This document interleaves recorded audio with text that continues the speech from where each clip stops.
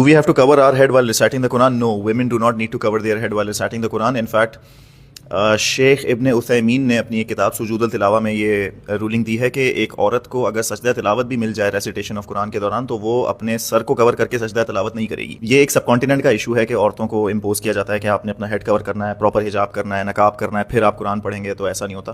In fact because of women and their biological limitation sometimes قرآن بھی ان کو پڑھنے سے منع کر دیا جاتا ہے. پہلے آپ اسٹیٹ آف امپیورٹی سے ہٹیں اور پھر آپ قرآن پڑھیے گا. تو ایسا نہیں ہوتا. اما عائشہ علیہ السلام ایک حدیث ہے ان کی کہ جہاں رسول اللہ ان کے لیپ پر آرام فرما رہے تھے اینڈ رسول اللہ نے ان سے کہا کہ تم مجھے قرآن سناؤ, تو اما عائشہ نے رسول اللہ کو قرآن سنایا and she was going through that biological limitation. تو کہیں حدیث میں مینشن نہیں ہے کہ انہوں نے خود کو کور کیا ہو یا انہوں نے وضو کیا ہو, غسل کیا ہو. آلسو اگر آپ اپنی میموری سے قرآن ریسائٹ کر رہے ہیں اور قرآن کو دیکھ کر یا اس کو ٹچ کر کے نہیں پڑھ رہے تو وضو بھی کرنا ضروری نہیں ہے. اسی لیے رولنگ یہ ملتی ہے ہمیں کہ سیل فون سے جب آپ قرآن پڑھتے ہیں تو اس کے لیے وضو کرنا ضروری نہیں ہے اس پیج میں.